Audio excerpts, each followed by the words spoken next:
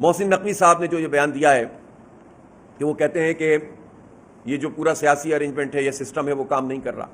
پہلے تو میں محسن نقوی صاحب کو یاد دلانا چاہتا ہوں کہ وہ اس سسٹم کے وزیر داخلہ ہیں. تو اس کا مطلب یہ ہے کہ سسٹم کے وزیر داخلہ نے اعتراف جرم کر لیا ہے کہ جن لوگوں کو ہم نے مسلط کیا ہے فارم 47 کی بنیاد پر، تو مسلط کرنے والے بھی اور مسلط ہونے والے بھی یہ دونوں ناکام ہو گئے.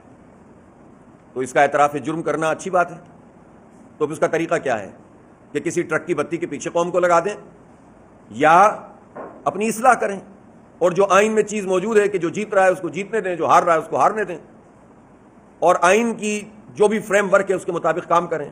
ہر کچھ دنوں کے بعد جب معاملہ پھنسنے لگتا ہے تو ایسی بات سامنے آتی ہے کہ جس سے آپس میں جو ہے وہ لوگ الجھنا شروع ہو جائیں، سندھی مہاجر تقسیم شروع ہو جائے، لسانی بنیادوں پر بات چیت شروع ہو جائے، اور اصل مسئلہ جو ہے وہ پیچھے چلا جائے. یہ انتظامی یونٹ کی بات، اس پر تو پہلے بہت بحثیں ہوتی رہی ہیں، اس پہ اتفاق بھی ہے قوم میں کہ انتظامی یونٹ کیا چیز ہوتے ہیں. لیکن مسئلہ یہ ہے کہ آپ کسی خاص موقع پر جب اس طرح کی چیز لسانی رنگ میں پیش کرتے ہیں تو اس کے نتیجے میں مسائل پیدا ہوتے ہیں. اب یہ کس سے بات کر رہے ہیں بھائی؟ میں نے تو پہلے بھی کہا تھا جس کو یہ کام کروانا ہے وہ ایک ٹیلی فون زرداری صاحب کو کریں، ایک نواز شریف صاحب شہباز شریف صاحب کو کریں، اور ایم کیو ایم کو تو فون کرنے کی بھی ضرورت نہیں ہے. گنتی 22-23 سے شروع ہوتی ہے جتنے ممبر ان کے ہوتے ہیں کسی بھی چیز میں، تو یہ کر لیں جو کرنا ہے ان کو. اس کا مطلب یہ ہوا کہ یہ تو کرنا کرانا تو پتہ نہیں کیا ہے، لیکن اصل میں یہ لوگوں کو تقسیم کرنے کا عمل ہے جس کو ظاہر ہے کہ ہے. لیکن جو چیز بغیر کسی تنازع کے ہو سکتی ہے وہ کیوں نہیں ہو رہی؟ مثلا لوکل باڈیز کے انتخابات پنجاب میں 2015 سے نہیں ہوئے. جو ایکٹ وہ لے کر آئے ہیں وہ ایک بیکار غیر جمہوری قسم کا ایکٹ ہے. یہاں سندھ میں جو بلدیاتی الیکشن تھے وہ دھرنوں اور احتجاج اور نعروں اور گرفتاریوں اور پتہ نہیں کیا کیا کرنا پڑا، پھر بھی 4 مرتبہ ملتوی ہوئے تو ہوئے. یہاں کی جو حلقہ بندی ہوئی وہ غلط تھی، پھر بھی قبول کیا لوگوں نے کہ چلو یار. پھر جیت گئے تو جیتنے نہیں دیا. پھر میئر کراچی میں جماعت اسلامی کا بن رہا تھا، اس کا راستہ روک دیا. پھر اسی طرح سے جب آپ با اختیار نہیں بناتے، آپ نیچے پیسے ڈیولیوشن آف پاور نہیں کرتے، جو آئین میں موجود ہے اس پر عمل نہیں ہو رہا، جو موجود نہیں ہے اس کی بات کی جا رہی ہے، تو ظاہر سی بات ہے کہ اس کے نتیجے میں انتشار تو پیدا ہو سکتا ہے، کسی نتیجے پہ ہم نہیں پہنچ سکتے. اس لیے ہم یہ سمجھتے ہیں کہ اس کو متنازع بنا کر غلط لوگوں سے جو کام بھی کروایا جائے گا، جن کا مینڈیٹ ہی نہیں ہے، وہ کام پائیدار نہیں ہو سکتا. جن کا مینڈیٹ نہیں ہے وہ یہ کام کیا کر سکتے ہیں؟ جن کو 17 سیٹیں نہیں ملی ان کو پورا پاکستان دے دیا، پورا پنجاب دے دیا. کراچی میں بلاول صاحب آج کل ایک دوسرے کے خلاف نورا کشتی جو ہو رہی ہے، پیپلز پارٹی اور نون لیگ کی، نورا کشتی ہے. دونوں کے مشترکہ ووٹوں سے جس فارم 47 کا تذکرہ بلاول صاحب فرما رہے ہیں، اس فارم 47 کے ایم پی ایز اور ایم این ایز نے مل کے، ایم این ایز بھی دیتے ہیں نا ووٹ، زرداری صاحب کو صدر بنایا ہوا ہے. جس فارم 47 کی وہ بات کر رہے ہیں، تو ہم پھر فارم 45 جو ہم نے داخل کرائے ہوئے ہیں، اس وقت بہت سارے ٹریبونل ہیں جو کام نہیں کر رہے، جن کو کام کرنا چاہیے، اور خود بلاول صاحب فارم 45 ذرا پیش کر دیں اپنے ان 7 سیٹوں کے جو کراچی میں ان کو دی گئی ہیں، تو وہ تو خود فارم 47 کی پیداوار ہیں. ان کا میئر فارم 47، وہ فارم 13 ہوتا ہے لیکن چلیں اب 47 لوگ سمجھتے ہیں، اس کی پیداوار ہے. جب یہ سارے لوگ اسی سسٹم کو مضبوط کرنے والے ہوتے ہیں تو جب ذرا سی حصے میں کمی آ جاتی تو چیخنا شروع کر دیتے ہیں. تو بھائی یہ قوم کے ساتھ کیا مذاق ہے؟ میں یہ بھی دیکھ رہا ہوں کہ بعض لوگ ایک مرتبہ پھر یہ بات کرنا شروع کر رہے ہیں کہ پیپلز پارٹی کا اور نون لیگ کا اور پی ٹی آئی کا اور فلاں کا کیا قصور ہے کہ یہ کراچی کا میئر تسلیم نہیں کرتے اور جعلی میئر لا کے بٹھا دیتے ہیں، اور کبھی یہ 2024 کے انتخاب میں فارم 47 کی بنیاد پر مسلط ہو جاتے ہیں. ان کا کوئی قصور نہیں ہے، ان کو معاف کر دو. نون لیگ ہے، پورا طرز عمل ان کا اسی طرح سے ہے. اسی طرح سے آپ ایم کیو ایم کا کیا تذکرہ کریں، بلکہ اس میں تو کوئی اور بھی ایسی جماعتیں ہیں. ابھی جو پورا رجیم چینج ہوا تھا، اس میں ہم کیسے معاف کر دیں ان لوگوں کو جنہوں نے لوگوں کو خریدا تھا؟ یہ جو پورا پی ڈی ایم تھا، جس میں نون لیگ تھی، جس میں جے یو آئی تھی، جس میں پیپلز پارٹی تھی، جس میں ایم کیو ایم تھی، ان سب لوگوں کو کیسے معاف کرتے ہیں جنہوں نے چلتے ہوئے نظام کو تلپٹ کیا تھا اور کہا ہم نے تو آئینی راستہ اختیار کیا ہے.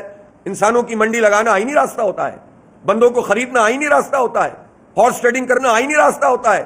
ان سب نے مل کر رجیم چینج کیا. اب کہتے ہیں کہ مجھے اتنا حصہ ملنا چاہیے تھا، مجھے اتنا حصہ ملنا چاہیے تھا. اس لیے اب قوم تو ہر چیز کو دیکھ رہی ہے، اور اب ہمیں اس پر جانا پڑے گا کہ اپنے اس پورے نظام، آپ نظام کی تبدیلی کی بات کرتے ہیں، آپ فارم 45 کی بنیاد پر جوڈیشل کمیشن بنائیں اور جو جیتا ہے اس کو آنے دیں، سسٹم ٹھیک ہو جائے گا.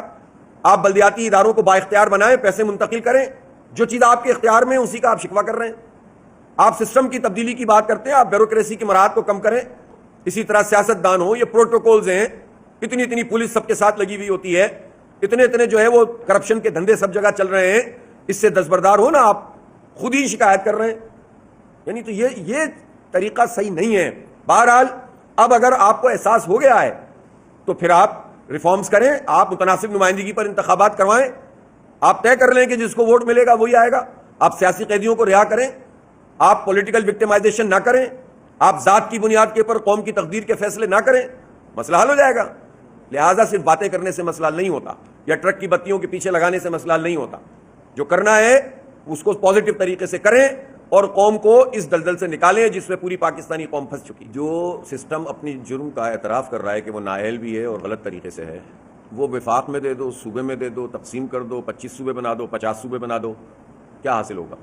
جو چلانے والے ہیں اگر وہی لوگ ہیں, ان کو فارم 47 پہ ہی مسلط کرنا ہے لوگوں کو, نااہل ترین لوگ ہی ہم پر مسلط ہیں, تو کوئی بھی ارینجمنٹ, چاہے اس پہ آپ اختلاف رائے ہو سکتا ہے نا, کوئی کہے گا صحیح ہے, کوئی کہے گا غلط ہے, اس اختلاف رائے کے باوجود چلانے والے بھی وہی ہوں, نظام بھی وہی ہو, عوام اسی طرح دب رہے ہوں, IMF کی حکمرانی اسی طرح سے ہو, تو پھر کوئی اچھا آئیڈیا بھی اگر ہوگا نا تو وہ بھی تباہ ہو جائے گا. اس لیے یہ وقت اس موضوع کا نہیں ہے. اب میں آپ سے پوچھتا ہوں, آپ وفاق کے تحت دینے کی بات کرتے ہیں, K4 منصوبہ تو وفاق نے اپنے ذمہ لیا ہوا ہے نا پچھلے 10-12-15 سال سے, اور اس میں کئی وفاق تبدیل ہو گئے, جس میں نون لیگ بھی ہے, 2-3 دفعہ آئی ہے, پیپلز پارٹی بھی تھی, اور عمران خان صاحب بھی 3.5 سال رہے. اس وفاق نے آج تک یہ K4 منصوبہ مکمل نہیں کیا, اور یہ منصوبہ 650 ملین گیلن پر ڈے سے اب 260 ملین گیلن پر آ گیا, وہ بھی مکمل نہیں ہو رہا, اور وہ ہو بھی جائے گا تو آگے پانی کا کوئی انتظام نہیں ہے. ایک مثال. دوسری مثال وفاق کی ہے KCR, Karachi circular railway. Karachi circular railway پچھلے 20 سال سے اس کے 5-6 افتتاح ہو چکے ہیں. ہر حکومت کا وفاق کا بندہ آتا ہے, اس کا افتتاح کر دیتا ہے.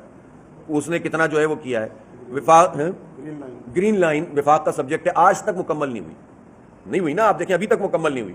تو وفاق کی بھی کراچی سے کوئی اس میں ایسا نہیں ہے. اصل مسئلہ یہ ہے کہ آپ میئر یہاں کا آنے نہیں دیا, سسٹم آپ نے ٹھیک نہیں ہے. کچرا اٹھانے کی رسپانسبلٹی بھی اگر UC کے چیئرمین اور ٹاؤن کے چیئرمین کی نہیں ہے, اور آپ نے اس کے لیے الگ اتھارٹی بنائی ہوئی ہے, سیوریج کا نظام بھی ان کے پاس ہے, سارا سسٹم تلپٹ ہوا ہے, تو کیسے یہ ساری چیزیں ٹھیک ہوں گی؟ اس لیے یہ باتیں کر کے الجھنیں تو پیدا ہو جاتی ہیں, مسئلہ حل نہیں ہوتا. تو جہاں جڑ ہے نا خرابی کی, اس کو درست کریں, سیاسی نظام کی اصلاح کریں, دستبردار ہوں مینورنگ, پولیٹیکل انجینئرنگ اور غیر آئینی حرکات سے. جو جیت رہا ہے اس کو جیتنے دیں, جو ہار رہا ہے اس کو ہارنے دیں, اور اگر اس ملک میں کنسنسس پیدا کریں تو متناسب نمائندگی پہ انتخابات کروائیں, اور اس پر اتفاق رائے اگر پارٹیاں بھی پیدا کر لیں